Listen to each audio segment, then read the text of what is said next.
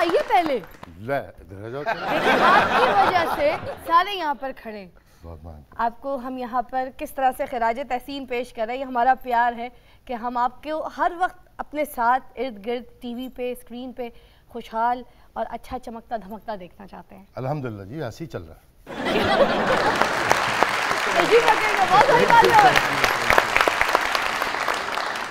शबीर साहब, सबसे पहले तो बहुत बहुत शुक्रिया कि आपने वक्त निकाला और आज आप हमारे मेहमान बने, हमें तो बहुत खुशी हो रही है। वो पड़ा हुआ था थोड़ा बहुत तो मैंने कहा निकाल देते हैं, क्या हुआ।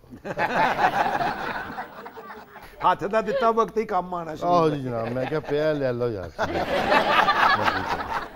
शबीर साहब, हम सब जानना चाहते हैं वो पहला प्रोजेक्ट कौन सा था जो आपको मिला, और क्या आपने एक्टिंग में आने के लिए बहुत से पापड़ पेले? बस करते रुलाएगी क्या।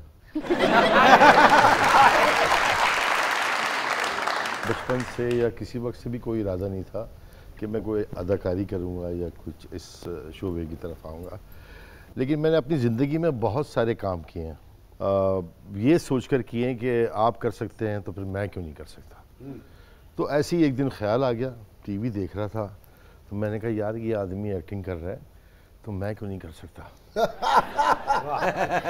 कौन सा आदमी आप देख रहे थे? उसका नाम नहीं बताऊंगा। अगर नाम बताने वाला होता तो गुस्से में काम करते बस। अच्छा, अगर ये कर सकता है मैं क्यों नहीं कर सकता। स्टूडेंट थे उस वक्त, पढ़ रहे थे या पढ़ाई वढ़ाई कंप्लीट हो गई थी, नौकरी की तलाश के कुछ धक्के खा रहे थे? मैं बचपन में कंप्लीट कर चुका था। अच्छा। हाँ, तो मेरे बच्चे थे 3 माशाल्लाह जब मैंने टीवी ज्वाइन किया। अच्छा माशाल्लाह। 4 साल तक मैंने कराची सेंटर से एक्स्ट्रास के रोल किए थे, छोटे छोटे जो होते हैं ना, जैसे ये चाचा कर रहे, सॉरी नहीं।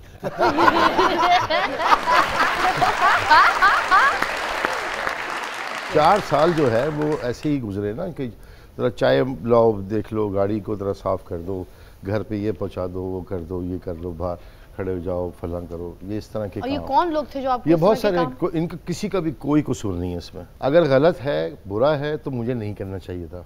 अच्छा। एक्स्ट्रा मुझे छोटा सा ये यहाँ से गुजर जाना है, जैसे अभी चाय वाला गुजर के गया। हाँ। तो ऐसे ही मैं गुजर गया, पीछे से लोग बातें कर रहे हैं, रेस्टोरेंट का सेट लगा हुआ है, ठीक है ना, टेबल्स बहुत सारी लगी हुई है, हीरो हीरोइन आगे वाली टेबल पे बैठे हैं, पीछे टेबल पे जो लोग बैठे थे उसमें जाके बैठ गए। आवाज नहीं निकालनी थी, आवाज ना निकालना, बस कैरेक्टर्स बोल रहे होते थे। हाँ आप कर रहे हैं, हाँ। नहीं हाँ नहीं, बात कर रहे हैं। तो इस तरह के काम करते करते फिर मैंने 1988 में मुझे एक रोल ऑफर हुआ इकबाल लतीफ़ साहब का, उन्होंने मुझे कराया, फिर वो चला 88 के अंदर 15 जुलाई 1988 जुम्मे का दिन था। कौन सा प्ले था वो?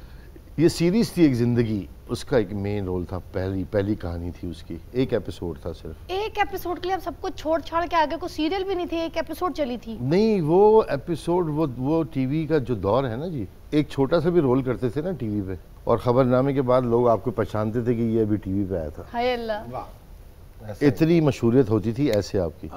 अब एड़ियाँ जूते रगड़ गए लोगों के, मैं ड्रामे में काम। अच्छा बेटा बैठो, 1 मिनट बात करते हैं आपसे। तो ये हाल है ना, अब काम कर करके लोग बता रहे होते हैं कि मैं कर रहा हूँ काम जी, वो कहते हैं हाँ जी किया होगा बेटा, मैंने देखा नहीं, क्योंकि अब इतने चैनल्स हैं। तो वो एक एपिसोड चला था पूरे मुल्क के अंदर, आप मशहूर हो गए।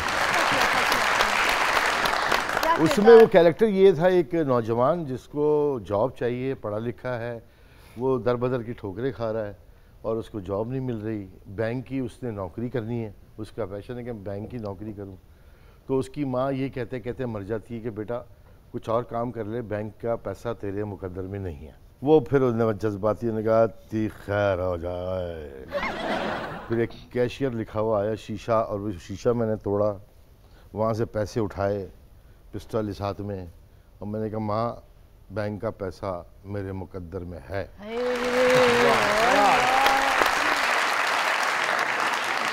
ऐसे थे ना सही तो वैसे सही, मगर यार रोल लेगा।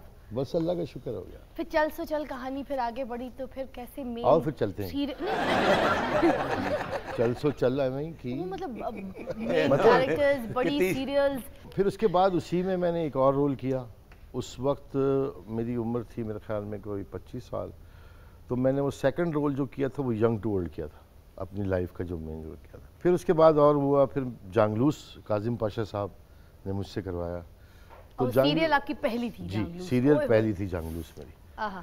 तो जांगलूस के बाद फिर अल्हम्दुलिल्लाह अब तक 35 साल हो गए।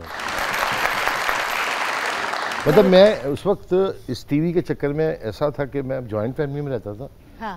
मेरे वालिद वालिदा देखते थे बच्चों को भी और मुझे भी। यार क्या ठीक है बात है, ना, वही सारा कुछ चल रहा था। घर के अल्लाह मेरी वालिदा को सेहत तंदुरुस्ती दे। आमीन। मेरे वालिद साहब इस दुनिया में नहीं रहे। असल में जो ये आज जो मकाम अल्लाह ने दिया है, जो भी कुछ दिया है, इसमें सबसे पहले मेरे बाप की दुआएं हैं और उसके बाद मेरी माँ की।